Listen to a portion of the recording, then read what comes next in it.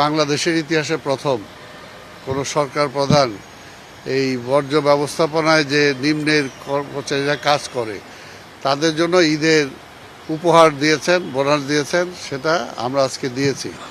এবং এটা ওই কর্মচারীরা ধন্যবাদ দিয়েছে প্রধানমন্ত্রীকে। ওনার ধন্যবাদটা আমরা ওনার কাছে পৌঁছে দিলাম যে কর্মচারীরা খুব খুশি হয়েছে। একটা জিনিস তো বুঝতে পারছেন যে মাননীয় প্রধানমন্ত্রী মহানগর ব্যাপারে খুব সিরিয়াস। উনি সর্বতই ওনার নলেজে রাখতে চান যে আমরা কি কাজ করতেছি, কোথায় কি কাজ বাকি আছে, কোথায় কি কাজ করতে হবে সেই ব্যাপারে। আর আপনারা তো শুনেছেন যে উনি ইতিমধ্যেই অন্তত আমাদের এই দুজনের মহানগরের দায়িত্ব দেওয়ার পরে আগে যে সিটির অবস্থা ছিল তার চেয়ে তো কিছুটা তো বেটার হয়েছে, বিশেষ করে বর্জ্য ব্যবস্থাপনায়।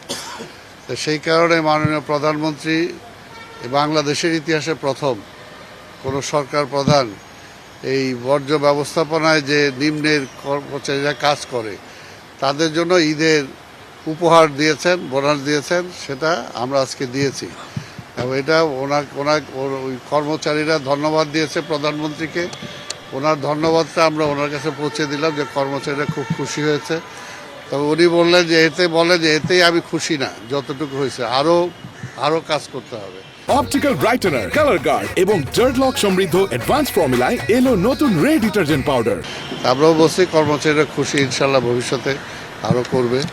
আর উনি এইগুলোর ব্যাপারে যে বর্জ্য ব্যবস্থাপনা আদার সিটির যা আছে এগুলোকে আরও একটু আধুনিক কীভাবে করা যায় এই সমস্ত বিষয়ে উনি মত বিনিময় করলেন, চিন্তা ভাবনা করছেন। ভবিষ্যতে এই সমস্ত বিষয়ে আরও আলোচনা এইটা আমরা ঈদের পরে আমরা বসবো। মানে উনি মাননীয় প্রধানমন্ত্রী যেটা চান যে বিদেশ থেকে আমদানি না, অর্থাৎ আমাদের এখানে লোকাল যারা আমাদের এক্সপার্টরা আছে, আমাদের ইঞ্জিনিয়াররা আছে, এই বর্জ্য ব্যবস্থাপনায় মহানগরীকে ক্লিন করার জন্য যে সমস্ত ভেহিকেল দরকার, গাড়ি দরকার, সেগুলোর ব্যাপারে ওনারা কতটুকু সাহায্য করতে পারবেন, লোকালি বানিয়ে দিতে পারবেন কিনা, এই ব্যাপারে মাননীয় প্রধানমন্ত্রী সিরিয়াস। যে লোকালটা চান উনি, যে লোকাল প্রোভাইড হোক, লোকাল ইঞ্জিনিয়াররা কাজ করুক, আমি আমদানি নির্ভর না হয়ে আমার দেশের উপরে নির্ভর হতে চাই, এটাই ওনার।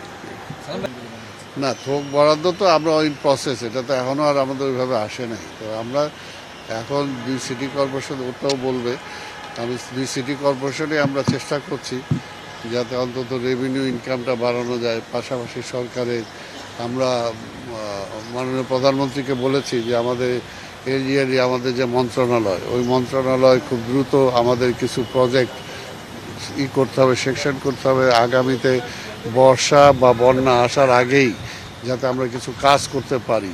সেটা যেন মাননীয় প্রধানমন্ত্রী নির্দেশ দিয়েছেন মন্ত্রণালয়কে।